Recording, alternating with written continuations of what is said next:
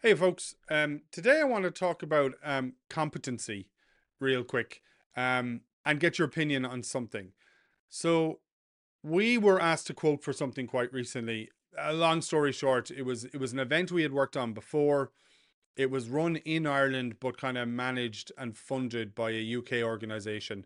And this year there was a change there. The UK organization were stepping away, and the Irish team were taking it on themselves to run it. So again, it's a client we've worked with before for kind of one event a year. It was a nice event. We quite enjoyed it. So they asked us to quote. The Irish team asked us to quote, which we did. We kind of thought we'd be a little bit more expensive than they'd like us to be, but we stuck to kind of the money that we had been charging the UK company as a starting point. We had to follow up a few times, kind of push nearly to get an answer. But in the end, anyway, they said that thanks, but no thanks. Their event manager was going to do the work on this one. Um, so kind of to my mind being nice, I went, look, that's no problem. Wish you well with the event. We do genuinely like the type of event it is. So I wish them well. And I said, just for your own sake, make sure whoever is doing like the risk assessments and making safety decisions for the event is competent. I mean, that's how you stay compliant.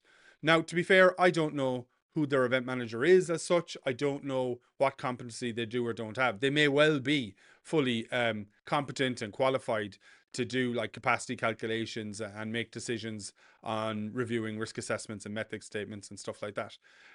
It was only afterwards when I kind of talked to the team here and mentioned that that's how that inquiry had gone and that we quoted, but they didn't want us to do it. And I told them about my advice or whatever. They wondered, one of the lads here wondered, might I have come across as being a bit shitty and a bit snarky by saying, just make sure they're competent. Um, I kind of don't think I was. I was genuinely trying to help and saying, look, that's the trick. Make sure you have someone who knows what they're doing on the safety side. It doesn't have to be us. You've already said it won't be us. But like, just make sure someone is competent.